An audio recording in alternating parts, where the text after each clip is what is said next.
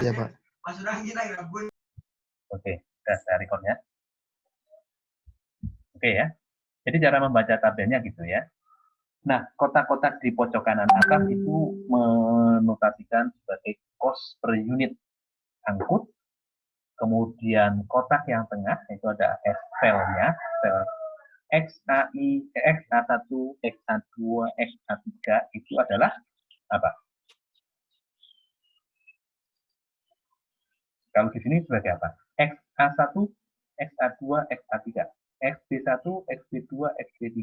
XC1, XC2, XC3 itu sebagai apa? Jumlah, Pak. Jumlah yang akan diangkut. Iya. Jumlah yang akan diangkut. Nah, kalau dalam linear programming, sel-sel itu yang nanti akan kita isi. Disebut sebagai apa? Sebagai variabel keputusan. Ya. Variabel keputusan, yaitu nilai-nilai yang akan kita cari. Jadi nanti kita akan mencari berapa sih dari pabrik A ke DC1, berapa unit. Jadi X-nya akan kita kasih berapa unit dengan biaya 20 per unit. Ya. Nah, kombinasi dari seluruh titik pasokan ke seluruh titik distribusi itu yang akan kita cari titik optimalnya. Kita cari kombinasi optimal. Sampai sini ada pertanyaan?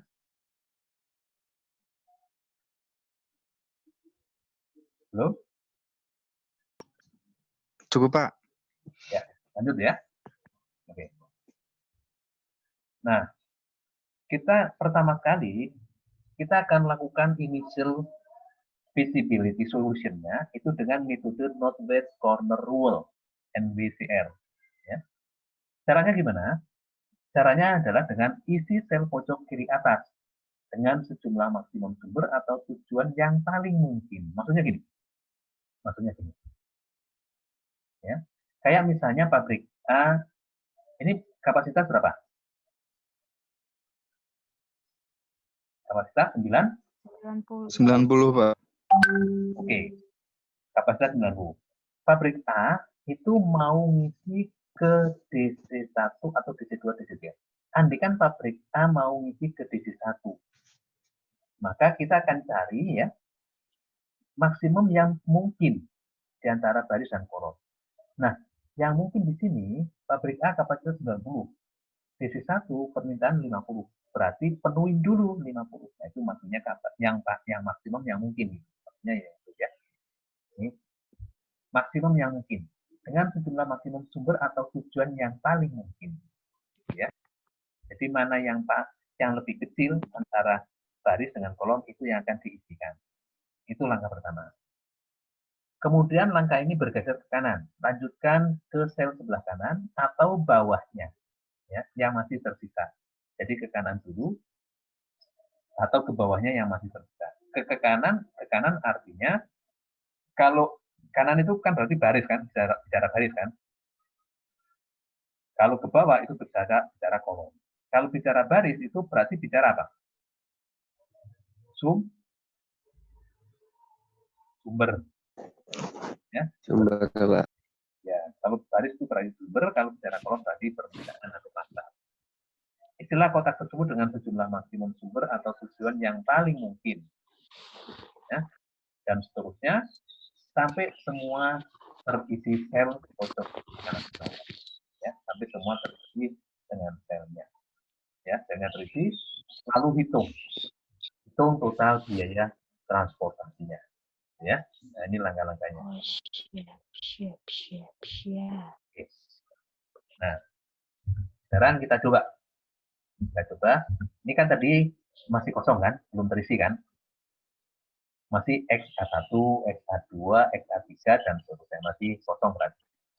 Kita akan coba dengan Northwest Corner Rule. Ini kaidahnya.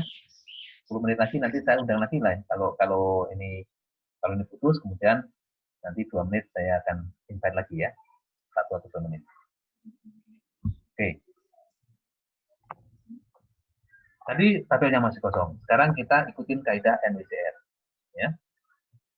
Dari baris 1, pabrik 1. Pabrik 1 kapasitas 90. Ya. Akan dialokasikan ke mana? Kita lihat namanya notice ya. Kita lihat kolom 1, gudang 1. Gudang 1 demand-nya berapa? Demand-nya berapa gudang 1? Demand itu yang di baris paling bawah. 50, Pak. Ya. Kapasitas pabrik A itu 90, demand di gudang 1 50. Berarti mana yang paling kecil? Yang mana yang lebih besar? Kapasitas. Kapasitas besar. Berarti kebutuhan sebanyak 50 akan kita alokasikan dari sumber pasokan. Nah, berarti 50 di sini penuhi semua. 50 penuhi semua, berarti gudang 1 kebutuhan 50 terpenuhi dari pabrik. Nah, kan gitu kan? Nah, gudang 1 terpenuhi. Pabrik A, kapasitas 90, baru dipakai untuk memenuhi gudang 1 50. Masih sisa nggak? Masih sisa kan? Bisa. Sisa 90. Bisa. 90 dipakai 50, maka masih sisa 40. Nah, 40 ini kita alokasikan, kita bergeser ke kanan dari gudang 1. Ya. Alokasikan di sini 40, demand-nya 110. Maka mana yang diambil?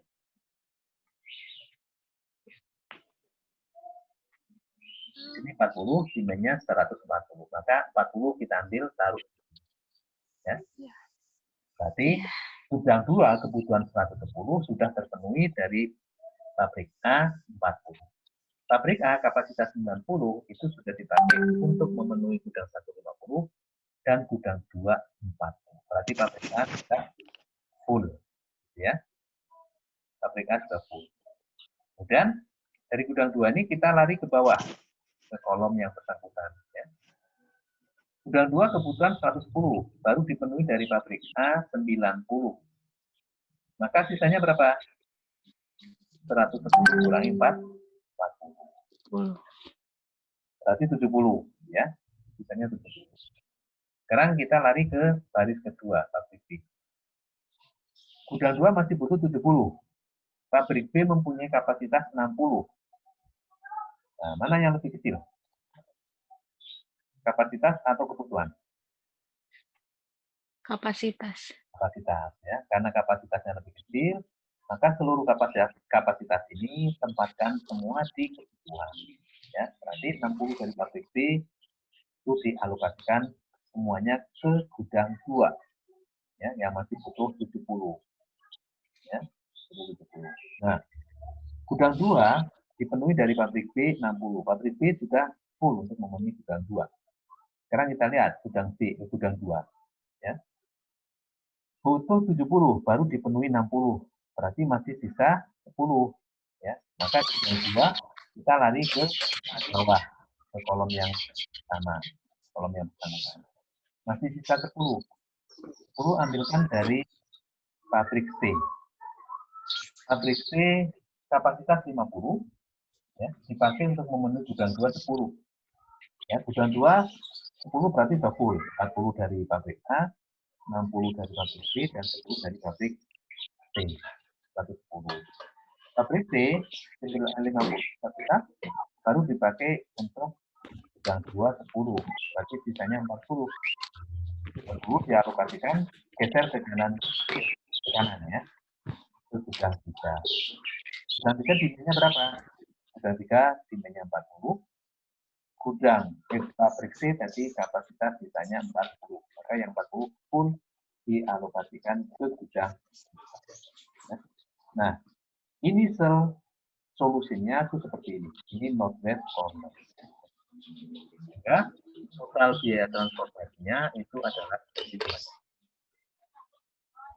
50 kali 20 ditambah 40 kali 5 ditambah 60 kali 20 ditambah 10 kali 10 ditambah 40 kali 90. Ya, totalnya 3.206. Sampai sini ada pertanyaan? Ini initial Enggak, Pak. pakai Node.js former. Ya. Ada pertanyaan?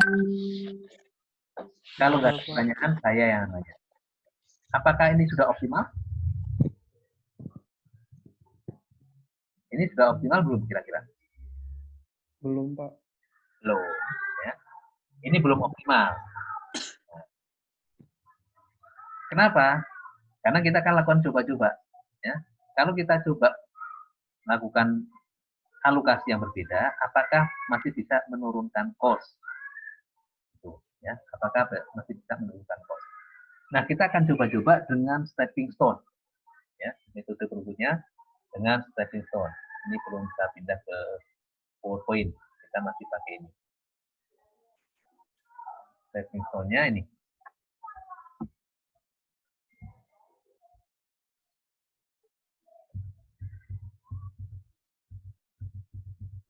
Ini stepping stone-nya. Ini tadi NWCR seperti ini ya. Ini hasilnya.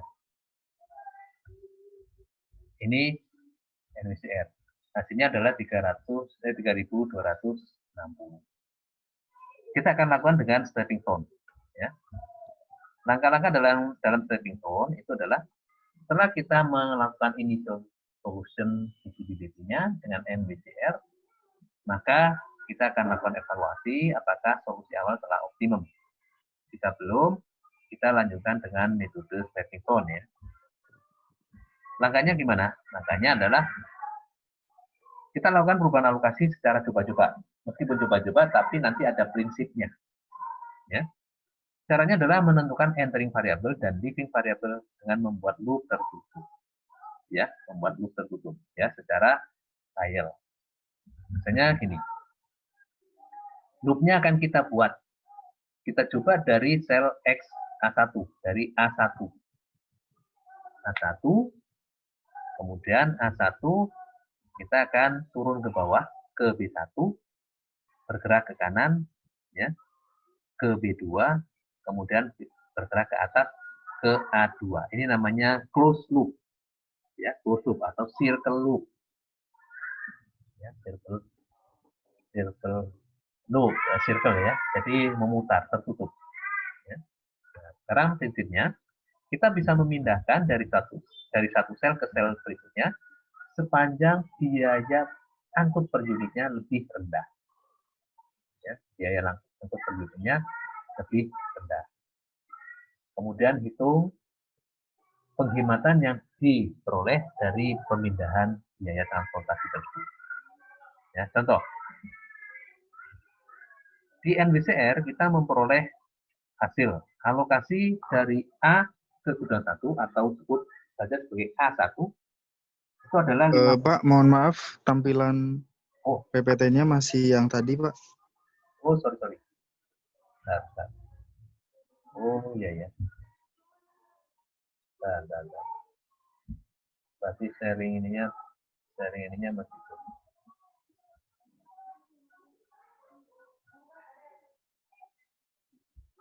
Oh iya ya, sorry.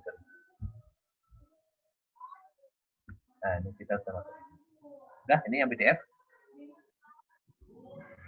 Ini yang awal ya, hasil yang awal itu seperti ini ya. Ini hasil yang awal ya.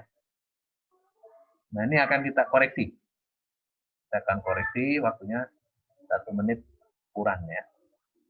Nanti saya masuk lagi ya. Kalau ini sudah saya restart ya. Iya, Pak. Oke. Nah, metode stepping stone ya, dari NWCR yang dihasilkan tadi, NWCR itu hasilnya ini, ya. Kita akan lakukan coba-coba. Ya. Kalau kamu coba-coba, prinsipnya kita akan bisa memindahkan unit yang akan ditransport dari suatu sel ke sel yang lain kalau biaya pemindahan itu lebih